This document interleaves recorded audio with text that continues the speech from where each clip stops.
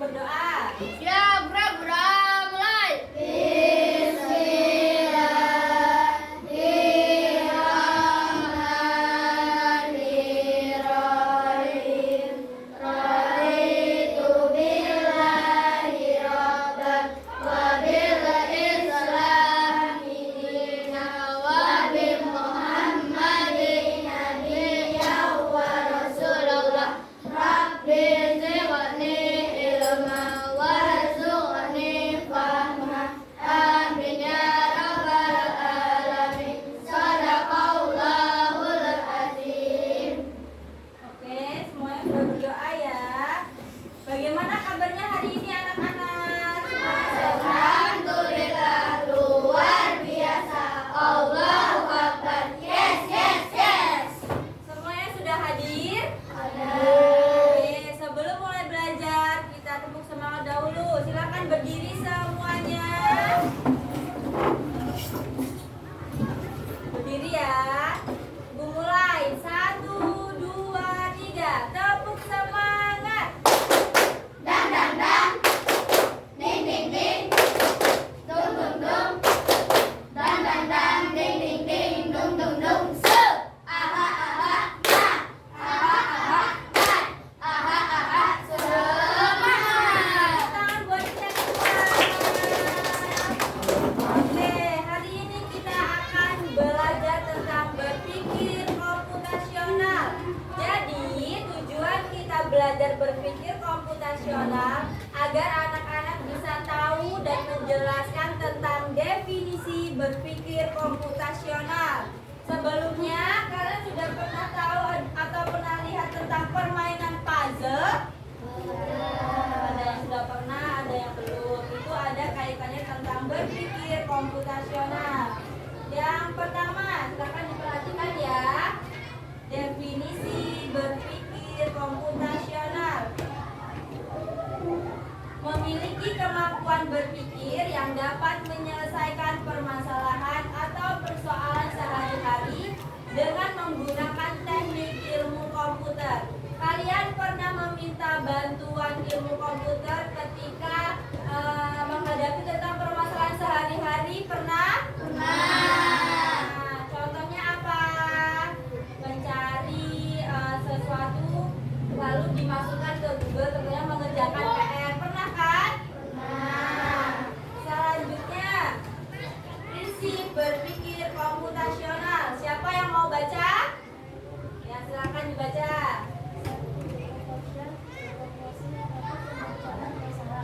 Membaca masalah kompleks menjadi bagian-bagian yang lebih kecil dan lebih mudah dikelola atau bisa dipahami dengan sederhana sebagai pemecahan masalah besar menjadi bagian yang lebih kecil. Ya, permasalahan besar. Contohnya, Ibu kasih contoh tentang pesta ulang tahun ya. Ini permasalahannya. Nah, lalu untuk memecahkan ini, kira-kira apa saja yang kalian perlukan untuk menyiapkan pesta ulang tahun? Kira-kira apa aja? Menyiapkan apa? Menyiapkan dana atau uang. Terus apa lagi? Kue. Terus menyiapkan hiburan. Ya, apa lagi? Menyiapkan souvenir. Pintar. Ini termasuk dekomposisi, yaitu memecahkan masalah yang kompleks menjadi bagian-bagian yang lebih kecil dan lebih mudah. Kalau kita cuma tahu judulnya aja, kita nggak tahu tentang apa yang kita persiapkan, itu nanti akan sulit. Yang kedua, siapa yang mau baca? Silakan. Ayo, ya baca.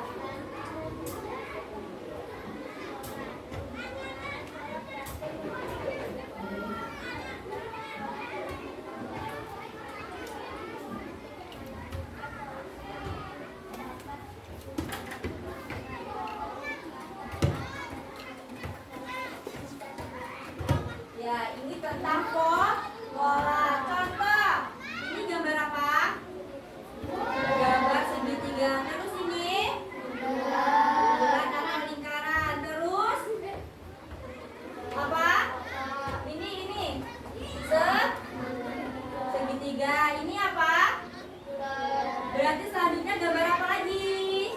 Segitiga lah. Segitiga lagi. Ini termasuk pola. Terus lagi. Ini angka berapa? Terus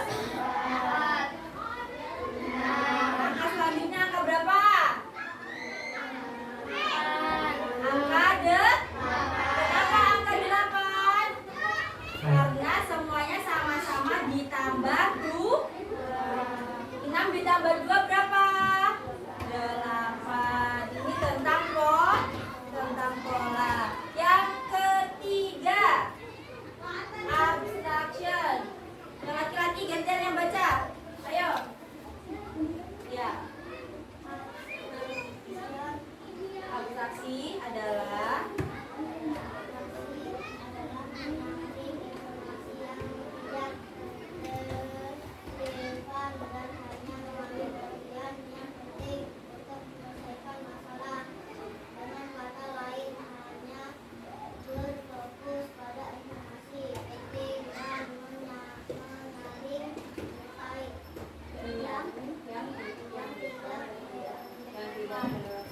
jadi abstraksi ini kalian harus bisa memilih mana informasi yang relevan dan yang tidak relevan, atau yang penting, mana informasi yang penting dan mana informasi yang tidak penting. Yang selanjutnya algoritmik. Ayo, siapa yang mau baca? Siapa yang mau baca? Angkat tangan, gak apa-apa nak, ayo. Sekali lagi, ayo.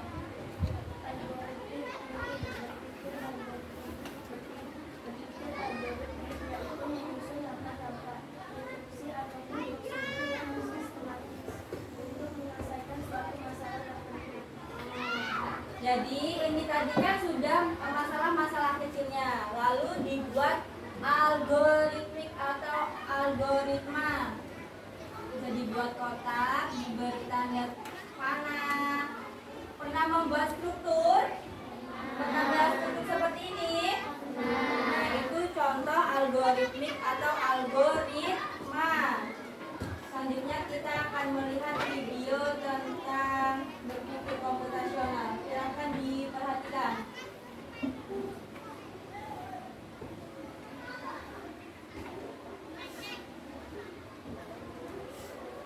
Pengenalan computational thinking.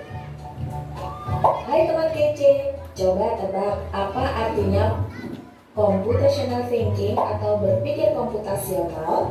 Adakah yang bermata jeli dan melihat kata komputasional di sini? Jadi mungkin ada hubungannya dengan komputer ya? Iya, betul sekali. Jempol buat kamu yang sudah menebak dengan benar.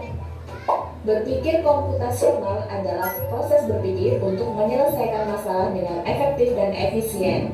Dalam ilmu komputer, proses berpikir ini dilakukan sebelum mulai menulis coding atau pemrograman.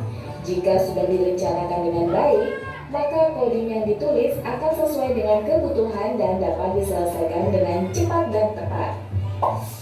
Tapi ternyata berpikir komputasional juga bisa dilakukan tanpa komputer dan tanpa internet loh. Malah sebenarnya kita pun sudah menerapkannya dalam kehidupan sehari-hari, mulai dari menggosok gigi, mencatat ringkasan pelajaran, hingga menyiapkan tas untuk sekolah besok. Wah, kalau kita sudah bisa menerapkannya setiap hari, berarti kita semua sudah mahir dong. Belum tentu. Contoh-contoh tadi kan menerapkan berpikir komputasional pada masalah yang sederhana. Masih banyak nih masalah yang lebih kompleks, seperti misalnya mengatur keuangan bulanan, apa yang harus dilakukan kalau kamu tersesat di tempat baru, hingga memilih jurusan dan karir. Lalu yang lebih penting lagi, ketika kamu dewasa nanti, kamu akan menghadapi era industri 4 dan bahkan 5. Di sini kamu perlu kecakapan untuk memanfaatkan dunia digital, mulai dari mencari dan memilah informasi yang kamu perlukan, hingga menggunakan informasi itu untuk membuat keputusan penting dalam hidupmu. Menghadapi masalah kompleks kehidupan di masa sekarang dan masa depan ini mirip seperti merencanakan coding yang sudah dibahas sebelumnya.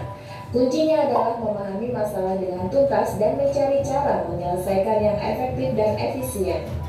Nah, kalau begitu, bagaimana agar kita bisa berpikir komputasional? Sekarang kita bahas ya 4 landasan dari berpikir komputasional. Yang pertama, dekomposisi. Dekomposisi artinya membagi masalah kompleks ke bagian yang lebih kecil agar mudah diselesaikan. Misalnya kamu ditunjuk jadi ketua panitia lomba 17-an.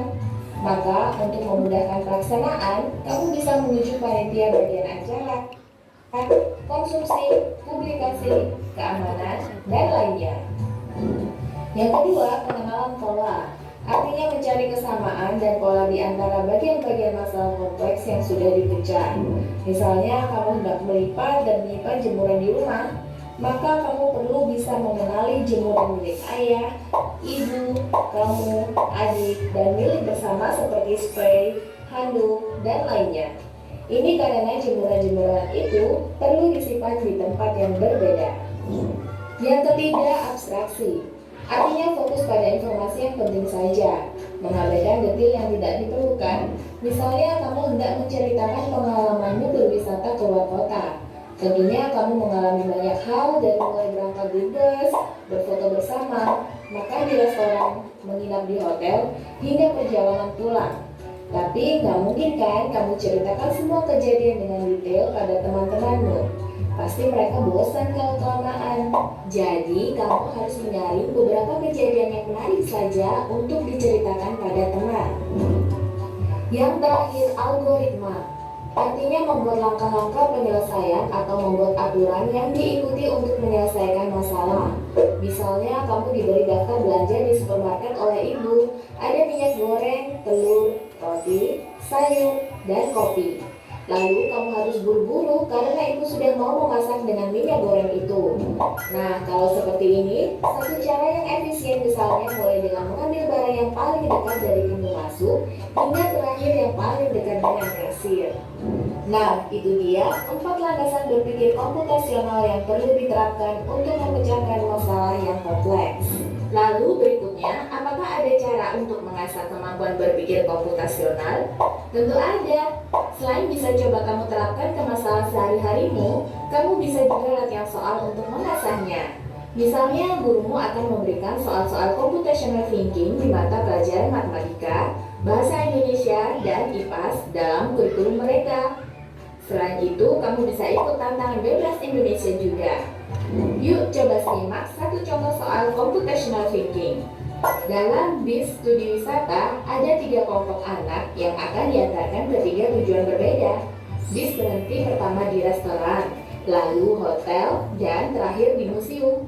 Hanya ada satu tempat penyimpanan koper di samping bis, yang hanya bisa dibuka dari satu pintu. Sopir bis ingin mengatur koper-koper penumpang hingga mudah dikeluarkan. Bantu supir bis menentukan urutan memasukkan koper-koper itu ke dalam tempat penyimpanan. Pertanyaan, koper kelompok anak yang mana yang dimasukkan terakhir? A. Anak yang ingin pergi ke museum. B. Anak yang ingin pergi ke restoran. C. Anak yang ingin pergi ke hotel. Atau D. Yang manapun boleh. Soal ini diadaptasi dari challenge.bebas.org. Kalau kamu tahu, coba ya dijawab di kolom komentar. Kejar cita, kejar ilmu, raih cita.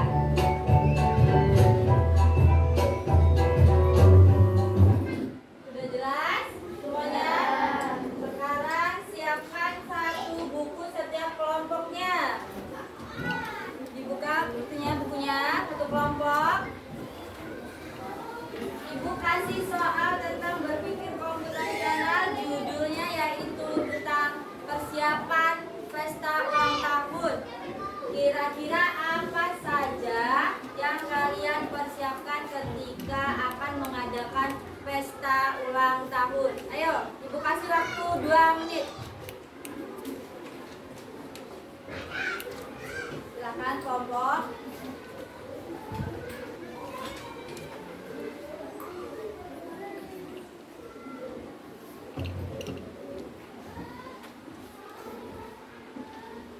Kelompok bareng-bareng, teman-temannya ikut kerjasama,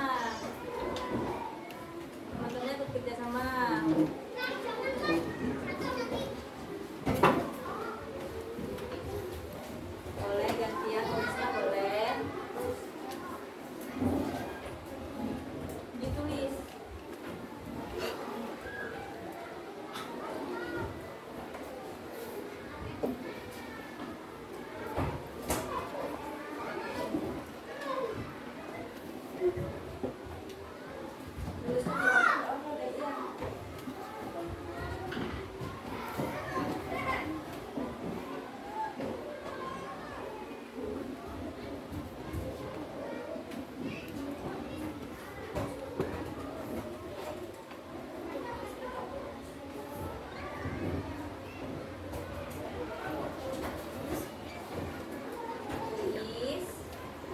sudah ketemu tentang apa yang kalian persiapkan, silakan dibuat algoritmanya. Kayak yang tadi Ibu buat, kotak-kotak seperti ini. Boleh kotak, boleh bulat. Silakan. Tentang ini Bu tadi dimasukin ke kotak-kotak algoritma ini. Kita belakang.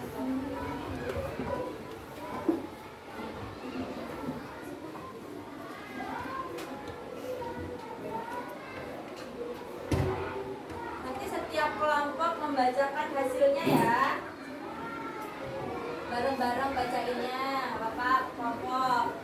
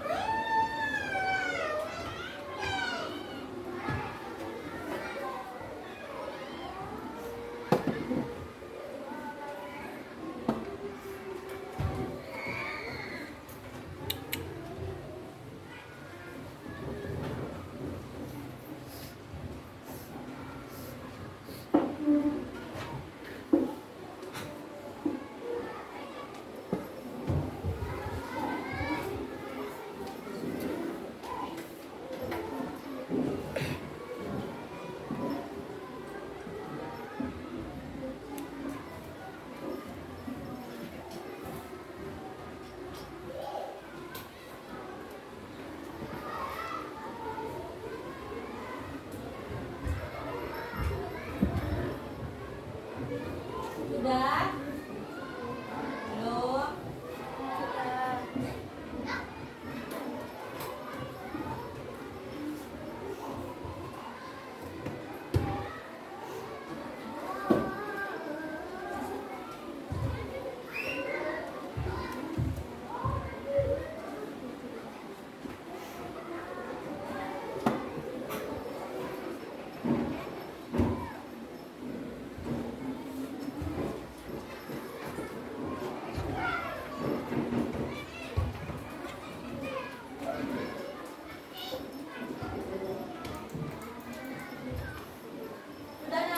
Sudah nak? Silakan kelompok yang mana dulu yang mau mempresentasikan hasilnya. Satu kelompok berdiri semua, bacanya bareng-bareng. Biar kompak, baca bareng-bareng hasilnya. Berdiri semua, kelompok mana dulu? Bacanya yang keras ya. Di bawah hasilnya. Simpan di bawah.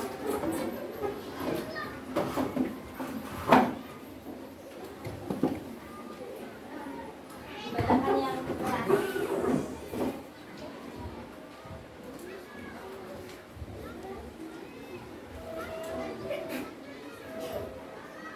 Assalamualaikum warahmatullahi wabarakatuh.